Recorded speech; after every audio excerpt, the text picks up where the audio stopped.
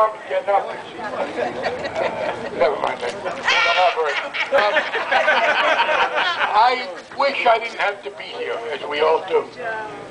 It is a shame to have hard-working people when no one has ever been able to find fault with the work done, lose out because of corporate manipulation. And let's be very clear.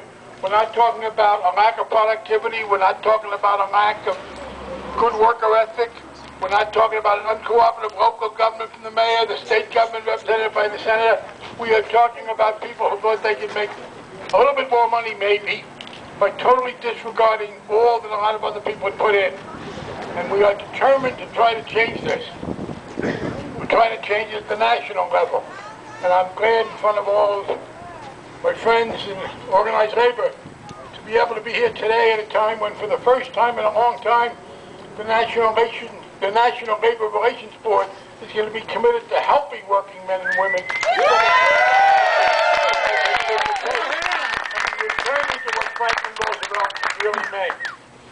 I will be working closely with Peter and others, and I've worked with Peter and the UE on a number of issues.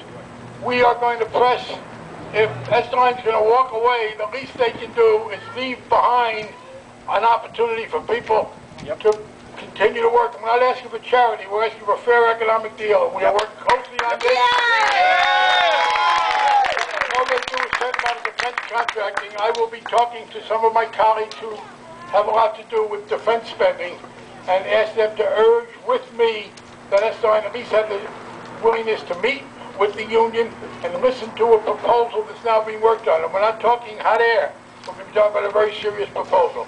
So I'm proud to be with people who are working. You know, we have this paradox where some of my friends on the far right want to criticize people for being lazy and not wanting to work. But then we have people who want to work, who have worked, who worked hard and successfully, and they're being treated so shabbily. We're not going to simply sit back and take it, and I'm proud to be here with you.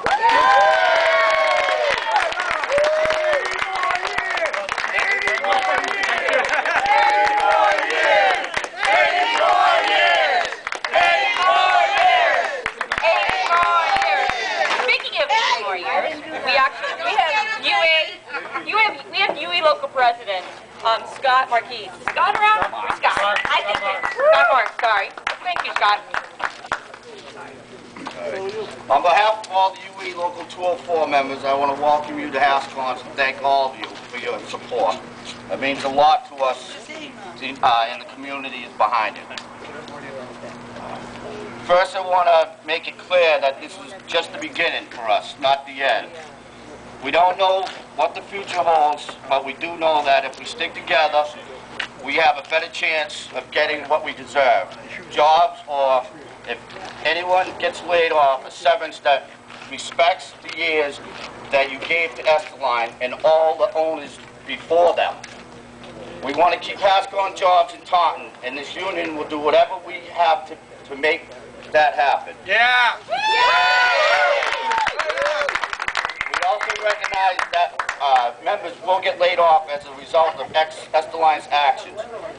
When that happens, management needs to understand that we cannot leave Massachusetts without giving, they cannot leave Massachusetts without giving their former employees the resources necessary to survive in this economy of no jobs. That includes severance pay, health insurance, and retirement money.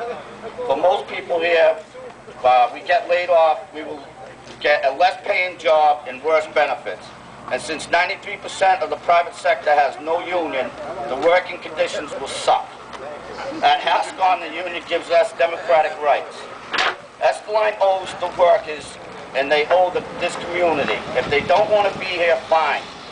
Go to a non-union factory in California and Mexico. But you can't leave without paying our members the severance we deserve. That's right. And it's a hell of a lot more than the cheap 8 weeks that they are offering now. How can anyone with half a conscience, half a heart say that just because we are an hourly worker, you are not worth the same respects as an executive, who Esteline gets at least 1 year's pay, health insurance, and other bonuses. 8 weeks pay to get permanently laid off by a company that can afford much more is ridiculous. we won't stand for it. No! What's good for them is good for us. Yep. Many of our members have worked here for over 35 years. Norman Prio and Dave Lopes have 51 years of service. It's our work, our reputation that gave Esterline the ability to move to California and Mexico. They owe our members for the years and decades they have at Haskons, not just 8 measly weeks pay for a decade and decades of blood and sweat. No one here wants to get laid off, and we can prevent it and we should. But if one of us gets laid off because of Esterline's actions, then we should get the same treatment as Esterline executives. And what work is all over the industrialized world get. 1 year's pay and benefits.